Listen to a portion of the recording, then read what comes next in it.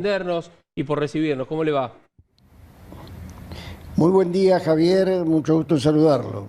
Muchas gracias, doctor, tanto tiempo. Usted sabe que hoy el doctor Lavano, el ministro de Justicia, de alguna manera le respondió a Cristina y dijo, voy a leerlo textual, dijo, se trata de un acto de justicia, digamos, la audiencia por la cual va a comenzar el juicio oral y público, y dijo, se trata de un acto de justicia con jueces que incluso fueron designados durante su gestión. Eso es así, efectivamente. Y espero que el juicio se desarrolle con toda la normalidad de un caso donde realmente hay pruebas muy grandes respecto de un 65% de incremento respecto de los presupuestos originarios y donde 51 de las obras en distintos lugares del país fueron adjudicadas a BAES en una actitud preferencial que supone nada más y nada menos que sea lógico suponer que la expresidenta Cristina Elizabeth Fernández de Kirchner tenga responsabilidad a título provisionalmente de jefa de una asociación ilícita. Y doctor, a ver, con todo este entuerto que ha habido en los últimos días, en las últimas semanas, en realidad, en la Corte Suprema, el Tribunal Oral Federal 2, las nulidades que no se atendieron presuntamente y demás, ¿no hay una posibilidad, como sostienen los abogados de Cristina Fernández y también de los otros imputados, que esto avance, pero que en algún momento se nulifique la causa, es decir, la audiencia o el juicio en sí?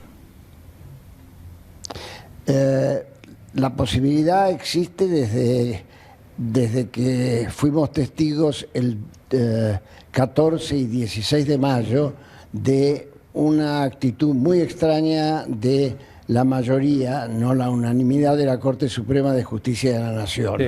Pero constitucionalmente no debería ocurrir ninguna intervención de la Corte hasta después del fallo último, es decir, absolución o condenas, porque la Corte no es un tribunal más ordinario, sino es un tribunal extraordinario que interviene luego de que se hayan agotado las instancias ordinarias de trámite.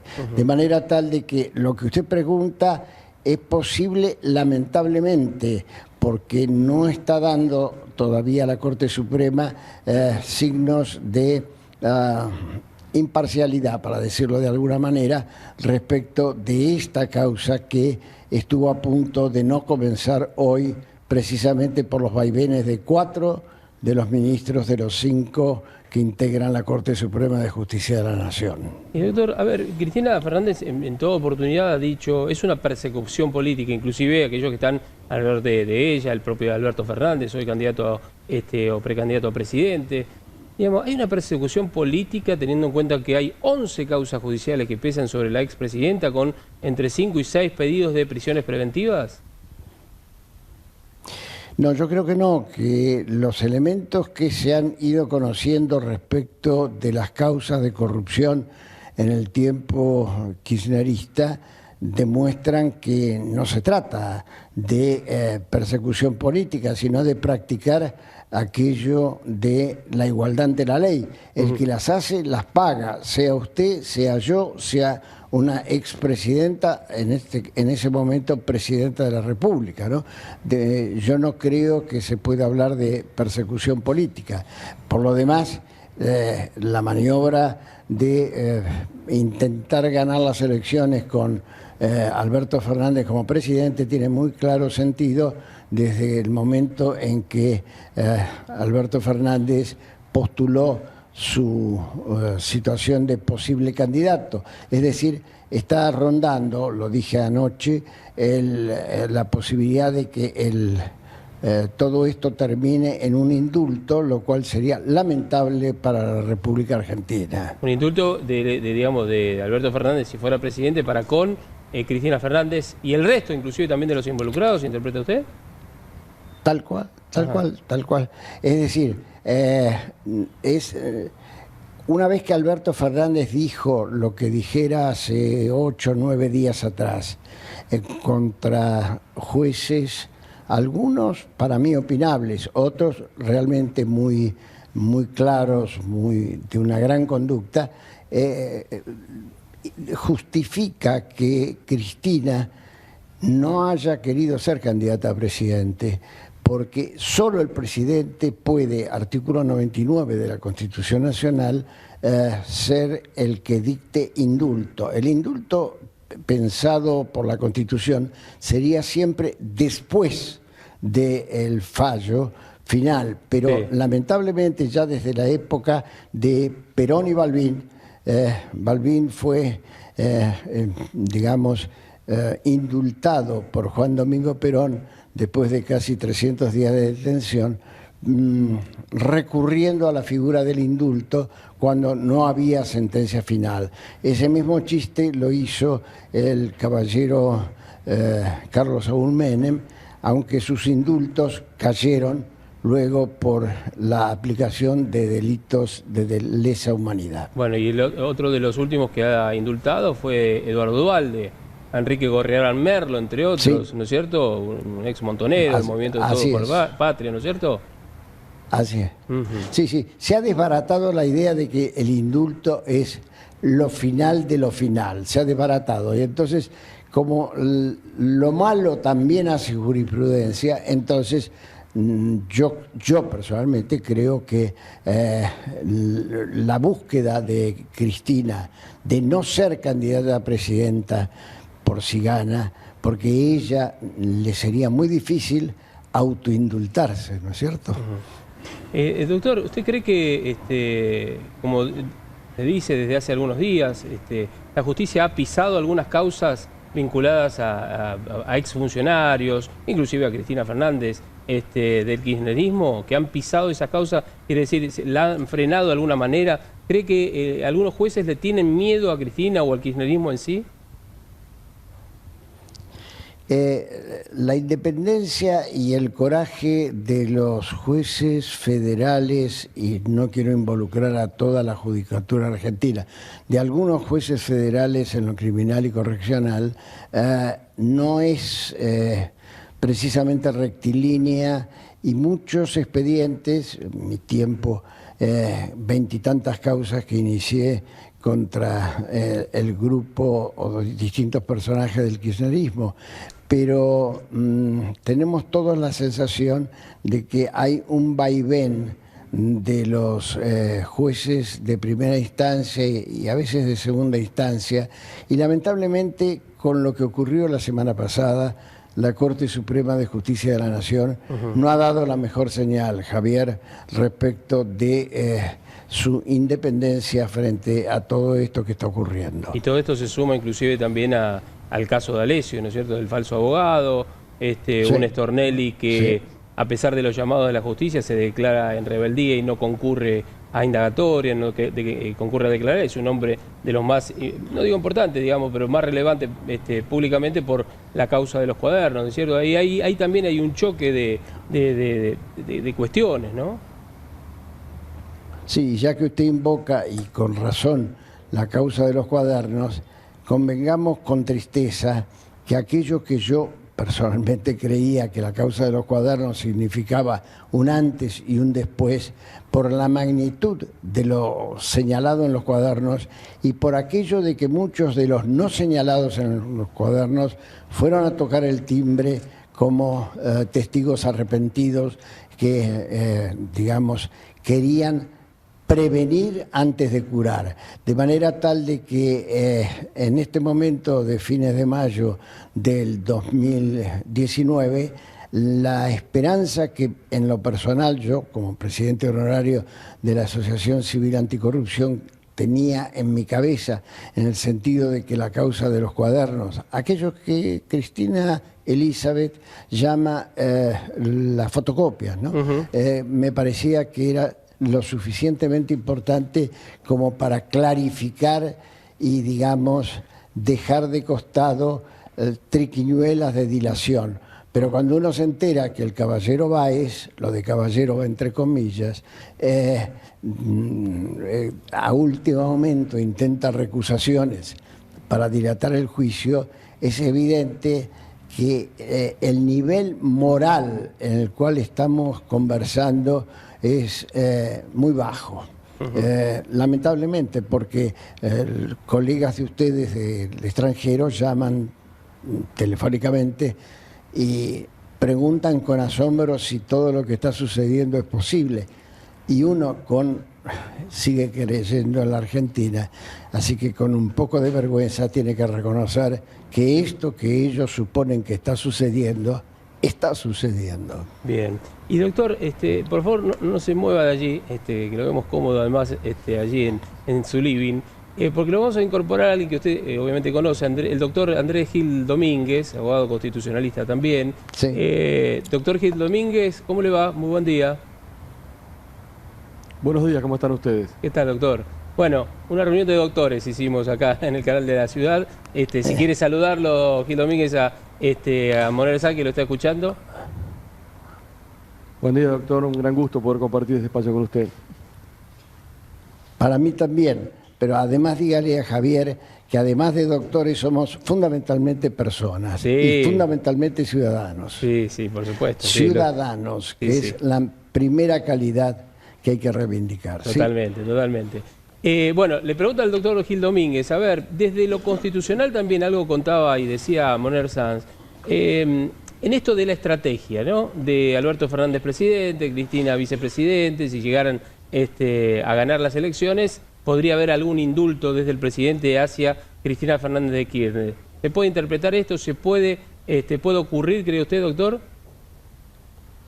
No, desde el punto de vista constitucional, si uno hace una lectura integral y sistemática del artículo 36 de la Constitución, aquel que establece que la fuerza normativa y la supremacía de la Constitución y del sistema democrático se mantiene frente a cualquier golpe de Estado y todos los actos son nulos y las acciones son imprescriptibles y esto no se puede indultar ni conmutar la pena.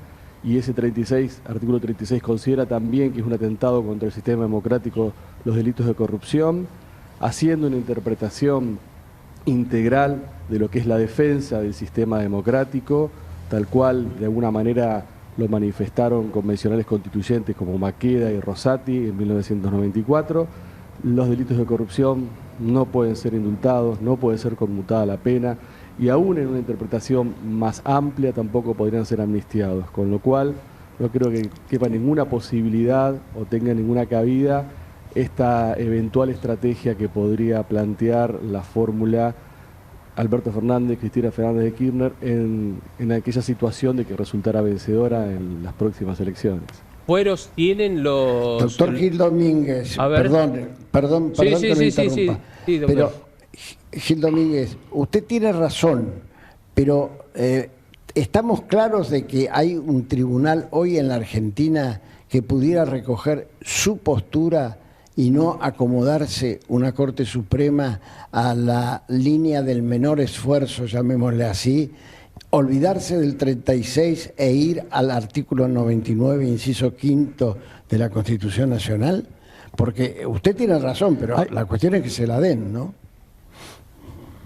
Sí, ya hay un antecedente que es la causa Miralles, en donde la Cámara Federal de La Plata, con el voto de Schifrin, lo que hizo es aplicar esta interpretación amplia a lo que es el concepto de imprescriptibilidad, y aplicó el concepto de imprescriptibilidad respecto de delitos de corrupción. Y con quién podría, de alguna manera, digamos, ya antecedentes tenemos, y el texto constitucional no se puede leer de manera aislada, no solamente se puede leer desde el punto de vista de las atribuciones que le otorga el artículo 99 del presidente, sino de manera integral, porque el artículo 36 fue incorporado en la parte de los nuevos derechos y de alguna manera está manifestando que la defensa de la Constitución es la defensa de los derechos de las personas y de los derechos de la sociedad, y que se atenta contra la democracia tanto mediante los golpes de Estado normales que han sucedido en nuestro país, o el concepto normal de golpe de Estado, como también asimismo, dice nuestra Constitución, mediante delitos de corrupción. Con lo cual, no solamente hay antecedentes de una Cámara Federal, con el voto de Schifrin, un gran y recordado magistrado, sino también que la interpretación de la Constitución se tiene que hacer de forma integral, sistemática, no aislada, y especialmente cuando nos estamos refiriendo a lo que es la defensa del sistema democrático. Y doctor Gil Domínguez, a ver, le pregunto, un vicepresidente, a ver, para que quede claro, ¿tiene fueros al asumir? Un vicepresidente tiene inmunidad de arresto. Fueros tienen los parlamentarios, los congresales. Sí. Un vicepresidente tiene inmunidad de arresto porque la actual ley que regula la inmunidad de arresto establece que tiene esta garantía todo aquel funcionario que es susceptible de ser sometido a juicio político. Es decir, perdóneme, para destituir a un vicepresidente debería actuar el Congreso de la Nación. ¿Eso quiere decir usted, doctor? Para que se le quite la inmunidad de arresto a un vicepresidente y se le pueda aplicar cualquier tipo de medida de privación de libertad, ya sea un auto de prisión preventiva o una sentencia firme de condena, primero hay que someterlo a juicio político, destituirlo y ahí recién quedaría de alguna manera descubierto hacia el accionar de la justicia. ¿Y es el mismo caso para el presidente de la Nación? Presidente y vicepresidente, ministros y jefe de gabinete. Bien, perfecto. Perfecto. Gil Domínguez, ahora pensemos en los números. Juicio político en tanto haya número que diga claro, que sí, que prospera el juicio político. Obviamente. ¿No? Yo lo que estoy haciendo es una descripción del funcionamiento institucional de las garantías y de las inmunidades de arresto. Después, si funciona o no funciona, es una cuestión de la política. Por eso, o es cuestión de las agachadas que pueda tener, porque la decisión aquella de la Cámara Federal de La Plata, atinadamente recordada por usted, no llegó, si mi memoria no es infiel, no llegó a la situación de Corte Suprema de Justicia de la Nación. De manera que todavía no conozco el pensamiento de cuatro, uno puede pensar que Rosenkrantz es otra postura, respecto de esto que estamos debatiendo y que tiene una gran trascendencia respecto al posible fallo de condena en el expediente que hoy se inicia en la parte oral y pública. Tal cual. Por eso preguntaba, obviamente dependerá también del cuerpo cómo esté conformado en el Congreso de la Nación, ¿no? Por eso la importancia de las primarias también, al igual que el balotaje, pero las primarias porque allí es el impulso y la conformación de ambas cámaras. Doctor Gil Domínguez, igual para un juicio político se necesitan mayorías agravadas tanto en la Cámara de Diputados para acusar como en la Cámara de Senadores para destituir. Siempre se necesita un consenso político, obviamente con base argumental, a una acusación seria, fundada, y después a una destitución también fundada, pero siempre se necesita un alto consenso político para iniciar un juicio político y para lograr la destitución. Le hago una pregunta a los dos en común. La última pregunta, así no los molestamos más en esta mañana y les agradecemos a ambos. Alberto Fernández hace algunos momentos, voy a leerlo textual también, dijo: este juicio está tirado de los pelos, estoy muy seguro de que Cristina va a poder probar su inocencia cuando los tribunales funcionen como Dios manda. Estoy seguro de que si se analizan las cosas como jurídicamente corresponde, no le van a cargar culpas. Doctor Gil Domínguez, ¿este juicio está tirado de los pelos, como dice Alberto Fernández? Hasta este punto no está tirado de los pelos porque ha existido toda una etapa de instrucción, ha existido una colección de pruebas necesarias y suficientes como para fundar una acusación, pero es en el juicio oral y público donde esta acusación se tiene que demostrar, se tiene que derribar el principio de presunción de inocencia. Bueno, allí tuvimos alguna dificultad, a ver si podemos retomar en instantes con el doctor Gil Domínguez. ¿Está el doctor Bonelsan? Doctor, ¿nos escucha usted? Sí, ¿Usted nos yo escucha? lo escucho perfectamente. Bueno, porque tuvimos un problemita con la señal del doctor Gil Domínguez. Este juicio está tirado de los pelos, dijo, le recuerdo, Alberto Fernández, y dijo, va a probar su inocencia cuando los tribunales funcionen como Dios manda. Sí, es decir, él está pensando en otro tribunal, está pensando definitivamente en actitudes de remoción o cosas por el estilo.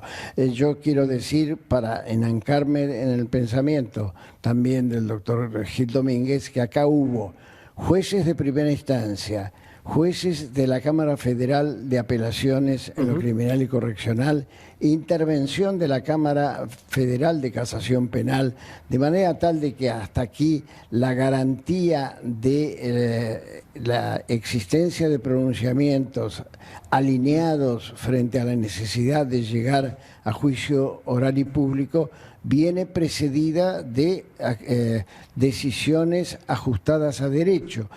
Veremos, por cierto, todavía la parte que teóricamente es la más importante, que es la del juicio oral y público. Bien, allí lo recuperamos al doctor Gil Domínguez. Nos quedó inconcluso el final de su análisis, doctor. No, que me parece que es muy importante como ejemplo para toda la sociedad que, en primer lugar, acá no hay ninguna persecución política, sino hay una persecución penal legítima en base al que es el principio de igualdad ante la ley, pero también tienen que revistarse todas las garantías del debido proceso y el derecho de defensa. Este proceso tiene que ser prístino, no solamente en la parte de acusación, sino también en la parte de defensa. Y recordemos que todavía está pendiente varios recursos de queja ante la Corte Suprema de Justicia, donde justamente se ha planteado que el derecho de defensa no ha estado garantizado con su máxima intensidad. Me parece que, así como Cristina, por ser expresidenta, no tiene que tener ningún privilegio a la hora de ser juzgada, tampoco Cristina, por ser una expresidenta, se le debe privar plenamente el derecho y la garantía de defensa en juicio. Perfecto. Doctor Ricardo Moner Sanz, muchísimas gracias por habernos atendido y gracias por esta charla. A sus órdenes, que tengan ustedes un muy buen día y que tengamos de frente un tribunal oral y público que actúe de acuerdo a derecho. Con ello me basta y sobra, porque uno conoce bastante bien qué fue y cómo fue todo el tema de la obra pública. Exactamente. Gracias, doctor Moner Sanz. Gracias, doctor Andrés Gil Domínguez, también, por atendernos allí. Muchas gracias, que tengan muy buen día. Gracias. ¿Quieren saludarse entre ustedes? Más allá que se conocen hace muchos años. Adiós.